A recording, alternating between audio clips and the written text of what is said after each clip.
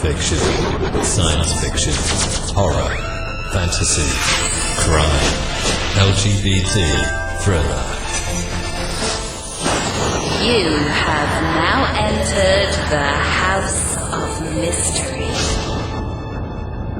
with your hosts, Eric Shapiro, David North Martino, John Copenhaver, and Al Warren. Heard on KCAA 106.5 FM Los Angeles, 102.3 FM Riverside, and 105.0 AM Palm Springs. We are at the interview part of the show, and today we're talking with, he's quite an author here. He's got a lot of types of books he's written. Very interesting. So thank you for being on the line, Mark Edward Hall. You're very welcome. Glad to be here. Well, Mark, let's just get back to your background to start with. How long have you been writing, and what was it that made you start writing? Well, I've always been sort of a writer. In school, I wrote poetry, and then I got into rock and roll bands in my younger years and wrote a lot of songs. And I didn't really, I always was a voracious fiction reader, and I always sort of had this little spark that said, you really want to write this stuff because, I just love reading. So really, I got into it a little later than most. I was in my 30s when I actually got my first story published. Just the love of reading made me want to write. Well, that's what, because when you said you were in a band and you were playing in music, songs are written quite differently than books. Oh, it's a whole different thing. Yeah, for sure. So what did you have to do to develop the book writing side? I had to sort of go back to school and not academically, but I had to learn the whole process, pretty much from ground up. I had to sit down and begin writing and then learn from my mistakes. And that's just pretty much how I did it, just on the job, just writing and throwing stuff away and getting rejection slips. Until finally, somebody accepted one of my short stories, followed by more, and a few anthologies, and then in 2002, my first novel. So, so what is the main thing that you like to write in? Like, what area of writing is your favorite, or you really get excited about? Supernatural thrillers. That's what I like. That's what I write. Oh, so kind of a paranormal sort of angle to it. So have you had a lot of paranormal experiences in your life and you're drawing from that, or that is just what kind of got you into it? Well, I've had a few experiences. Nothing that I'd really want to get into because it's not that big a deal. But my grandmother was quite a storyteller. She was a psychic, a fortune teller, and she used to do some pretty strange things. And I happened to be her favorite grandchild, so she's gone now. But anyway, she used to sit hours at a time and tell me stories. And she swore they were all true. I doubt that. But anyway, that was pretty much the catalyst that got me going with this. And they were all ghost stories, by the way. Okay, yeah. And so when you say you're doing haunting, so do you create the whole story out of your mind then? When you're doing this paranormal story, is it just something you come up with? Yeah.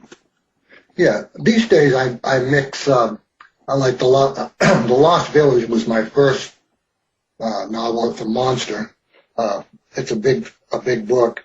And these days I'm writing more with a paranormal influence in my writing. I like police procedurals and detective stories. That's Apocalypse Island, Soul Thief, Song of Ariel. That's a 3-book series that I finished a few years ago. Actually, it's not finished. There are more books to come, but those 3 are. And those aren't, yes, they're not horror stories, they're not ghost stories, but all of them have a paranormal bent to them.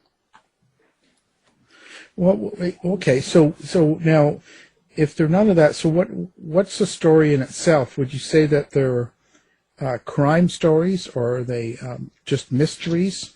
Some are and some aren't. Yes, some are crime, some are mysteries. They vary. My latest novel, The Children in the Lake, deals with the Native Americans, their plight, a mystery at a lake. Children disappeared in 1925, and to this day people still swear they see the children swimming in the lake. And that's pretty much the premise of the book. I won't get into depth on it because I want people to read the book. Well, yeah. Yeah, no. Yes, it's a mystery. This one is a mystery. So you have a mystery of the children that go missing, and there's apparitions or ghosts that are seen from ever since then, and all that. Right. So when you are creating that kind of a book and that kind of a story, it's a mystery with paranormal, supernatural twinge to it. How do you collect your information on that? Like, where do you draw from, is what I'm saying, to create these characters that you have, to make the people recognizable? I do a lot of research when it comes. I use a lot of truth in my fiction. I use a lot of real events. The characters, they just kind of go along for the ride. I don't know, it's kind of a mystery, even to me, how these characters actually happen on the pages, and the direction they take. I don't know. It's hard for me to actually say how this all happens.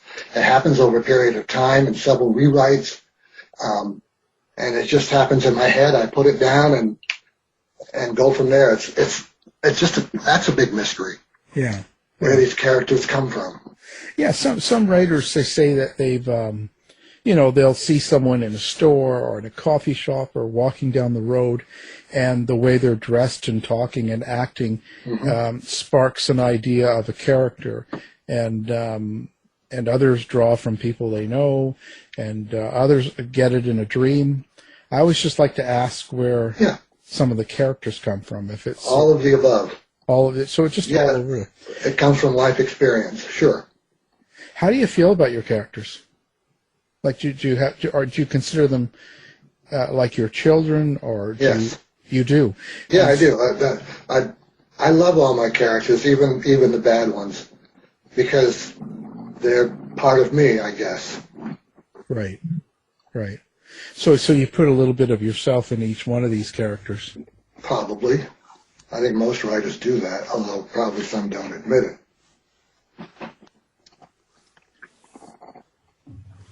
Hi, it's Julie. I just want to, if you don't mind me coming in a bit, if that's okay, Al. I'm just thinking, you've got a series of books, and you've just said that you'd quite like to continue that series. Yes. So when you begin to write a series like that, do you have an idea of where this is going to end, or is the story evolving and you kind of reach the end of one book and suddenly think, actually, I'm not quite ready to give them up yet, and there's more adventures for them? How do you map a series? I never know how a book is going to end, nor do I know how a series will end. I like to think that, that the characters and the story kind of writes me. I go along and follow it. I let the character speak. It's quite a process, because this is what I do for a living. So I just go with it. I let them leave me alone. And when you're writing, do you need to be able to do that? Because that's a lot of creativity there, isn't there? Because you're also needing to be bounded to make sure that the storyline is is one that follows, and characters can't just kind of go off on tangents. So how do you map your day? How do you write? Do you go somewhere quiet? Do you spend a certain amount of hours doing it? Yes, I do have an office, and I have a home in Florida and one in Maine. We winter in Florida, of course, and summer in Maine. But I have an office in both places, and it's for the most part private, and I'm left alone to do my writing. So it's really easy to get into my own head and work. I don't get bothered by people. So yeah, if that was your question, I think I'm glad. So would you say that you're living through your characters, aren't you? So is there a particular character that you wish you had more in common with, or you feel that you have got more in common with? Well, I'm not sure. Well, could you rephrase that question for me? So when you're writing, you're coming up with all these characters, and they grow and they develop through the story. Is there a character that you could say there's a lot of me in that character, or is there a character that you wish there was? Well, maybe both at some point. Some characters, I suppose I do. I do model after myself. And some are just total made-up characters that have nothing to do with me or my feelings or thought processes. Because I like to write unique characters, and I'm probably not the most unique person in the world. So, but anyway, I hope that answers your question. Yeah. Do you I suppose in terms of your research, you've mentioned you do a lot of research for your books. I do. Yes. How long would it take on average to write one of your books? Let's just say, for example, in your series, how long might that take? About a year for each novel, approximately. And how much of that would you research in advance, or would that be through the year? Research would be about 20%. Okay. The novel. Because, and what would that research look like? Would it be more reading, or be visiting people, or? Well, I like to say that there's a lot of truth in fiction, and so when I'm writing about a particular subject, as in Apocalypse Island, I wrote about MK Ultra, which was a U.S. CIA program back in the Cold War where they actually used human beings, children, as test subjects, fed them radiation. I didn't believe it at first. I did not believe that was true, but a lot of research told me that it was, and I used that. And so I had to be, with what I used, the part of it that I used, I had to be accurate. The truth of that had to fit into the fiction in a very accurate format. So, anyway. A lot of people who are listening to this will be wondering about how to get into writing and becoming a successful author like yourself. So you've mentioned that you got into it quite late in your 30s. Yeah. What were you doing before, and what gave you the confidence to take the leap to commit? I've done quite a few things. I've worked in the aerospace industry. I've owned and operated a recording studio. I'm a music guy. I actually still play music. I still have a band where I play frequently, or in the summer I do. In winter I don't. But I've done lots of things.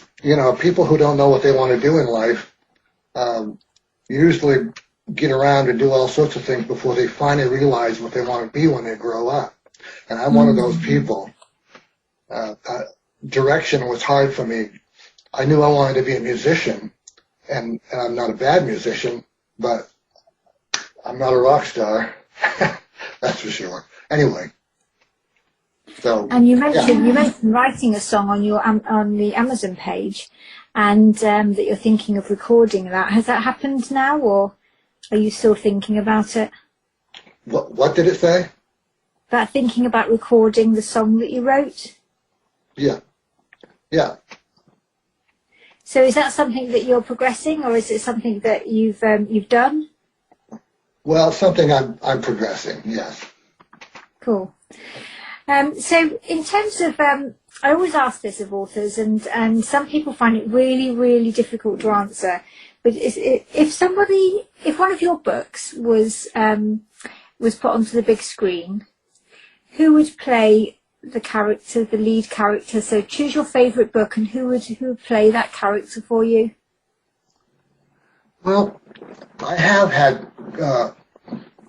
people in mind to play characters of mine. I always thought Brian Dennehy would make a great Rick Jennings, who is the main character, one of the main characters in several of my novels. But of course, Brian Dennehy passed away a few years ago, so he'll never play that character. But that's who I had in mind to do that I would like to have do that character. So now, what advice would you give to someone that's writing right now, someone that's not published, hasn't found a publisher, and they're writing, a crime fiction or some sort of book in a fictional area? What would be your advice to them? I would say to do the best you can do, and don't give up. I mean, a lot of times people give up out of frustration, but keep writing. If it doesn't look good to you, if it doesn't sound good to you, then rewrite it again, and keep rewriting. Don't just put something out there and say, well, that's going to have to be good enough. My advice is to just keep at it, I guess. Right. Now, so, and what is your opinion with going to a publisher or self-publishing for someone right now? Actually, right now, I'm self-publishing. I went through 2 publishers, and neither of them, and I'm not going to mention who they are, but neither of them really did well for me. One of them, it took me 3 years to get my rights back. So I said, I'm gonna go the other route, and I'm gonna go independent, and all of my success in writing, most of it, has come from me going independent. So I say, in today's world, in today's market, with iPhones and Kindles and all this stuff, I think if you've got a good product, if you can move people with your writing, I think you have as good a chance making it as an independent as you do with a publisher. Right. Quite a bit more freedom too. How would you, and how do you find that marketing works for you? Are you just doing it through social media? No, it's impossible to do enough marketing with social media. Right. You have to do your own. You have to do what the major publishers do. You have to spend money to make money. You've got to put your money out there where your mouth is. If you think your product's good, you got to buy ads. You got to do the whole thing. You got to spend money for advertisements and. Yeah, and do you think reviews? How are reviews? Are they very important? Yeah, I believe so. Sure, they are important. I think a lot of customer reviews you can take with a grain of salt.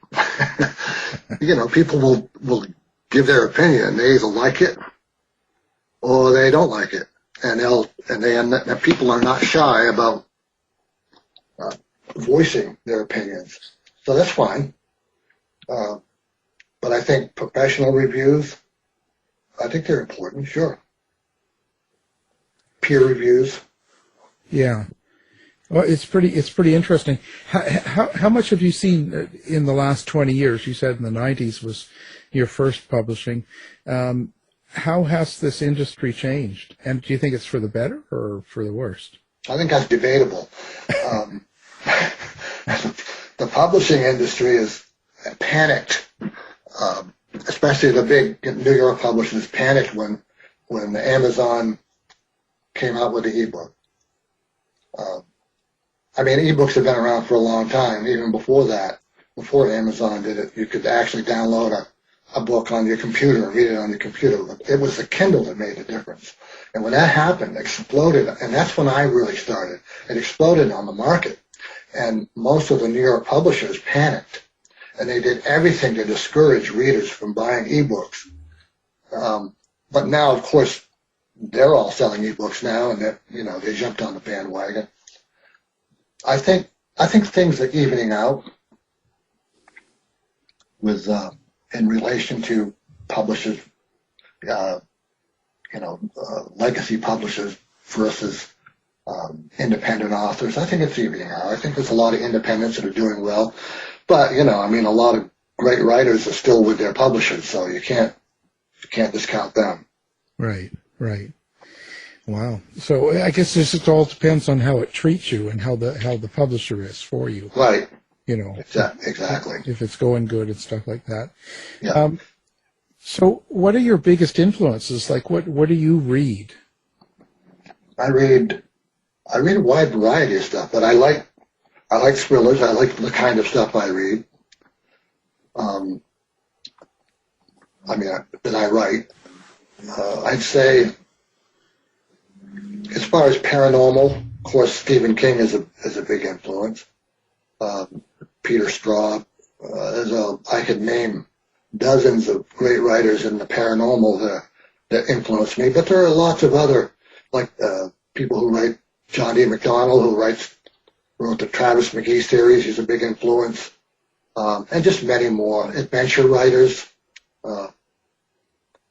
Wilbur Smith, for instance, South African man, great writer. James Lee Burke, I love his writing. I have lots of influences. Yeah. Mainstream fiction as well as paranormal and supernatural. And I think I sort of blend all of these things together. By the way, I attended school with Stephen King way back in grammar school. Oh. He was a little older than me, but yeah, we went to the same school at the same time. Wow. So where do you see yourself going now? Like, you're going to continue doing this kind of work, and anything new and wild going to happen, do you think? I don't know. You're not talking politics. No, we won't go there. No, it's a mess. No, I mean, it sure is. Do you see yourself going into screenwriting, or maybe getting into the movies, or doing a TV show or something like that with all the writing experience you have? No, I don't want to write screenplays. I never did. I like the novel format. But recently I've had some people shopping my stuff to places like Netflix, Hollywood. But over the last year, it's tough. The whole system is closed right now. No one's making anything. There are no series being made. There are no movies being made. The COVID-19 virus has stopped everything in its tracks. So yes, I'd love to have my stuff made into series or movie, but I'm going to have to wait on that, I think. Yeah, the way it's going. Do you find when something like that goes on in the world, some sort of big event like COVID or protests or wars or anything like that, does it affect your writing? I think it affects, personally, my writing in a positive sense. Oh, because it gives me more fuel for fiction. I think I'm not saying it's a good thing, but I think I can't go anywhere anyway because of what's going on in the world, so I might as well sit here and write. So for me, it's kind of a positive, which is, although the virus itself is not positive at all. We're all scared to death.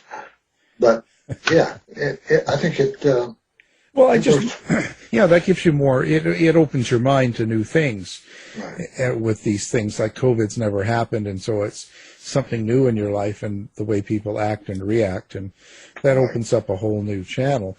But I'm just wondering if something gets you scared, or if you get upset or in a negative point of view from the world, something's going on in your area, and it makes you mad, or it causes a reaction within yourself.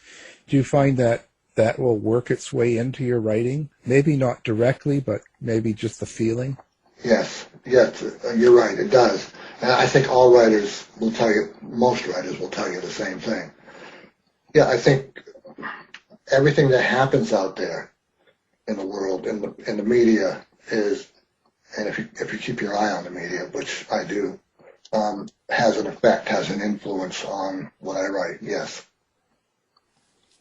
Yeah, I think so too. I think that we all, as we feel things, and it really doesn't matter how you feel about the story as much as you feel about what's going on, just the reaction that we have from it. So it's kind of an all the way around thing. So pretty interesting. Now, let's see. Do you have a website that people can, if they want to know more about you and your books and find out, where would they go?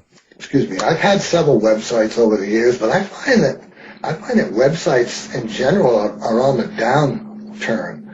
I've got a blog, but I don't go there very often. I do most of my communication with social media, with Twitter, with Facebook, with Instagram, all kinds of things. But I think websites are a thing of the past for writers. That's just my opinion. Yeah. Well, no, I mean, I understand totally. I run one because people still go to it, but Sure. Yeah, but I just haven't given my website the attention, and I don't really even point people in that direction anymore. Most of my contacts, most of everything I do with my with promotion is probably through ads that I run and through social media. I don't actually advertise my books on social media because it's really kind of fruitless, but I make a lot of friends and a lot of contacts that way. Okay. Well, so I guess the best way to look you up, of course, is through bookstores or Amazon, or go to Facebook or Twitter. We'll find me on Twitter and Facebook. Yeah. I've got a fan page on Facebook and a regular friend page. Great. Well, we'll get the fan page up for our listeners on our website so people can find you with one click. Okay. And we really appreciate you talking about writing today with us. And thanks for having me on. Yeah, it's a pleasure. Thank you. Our guest. Nice meeting you both. Our guest has been Mark Edward Hall. Thank you. Thank you. Thanks, Mark. To find out more about our show, guests, or to listen to past shows from our archive, please go to www.houseofmysteryradio.com. Show's over for now. Was it as good for you as it was for me? Well, good night. This has been a production of Something Weird Media. I'll be back.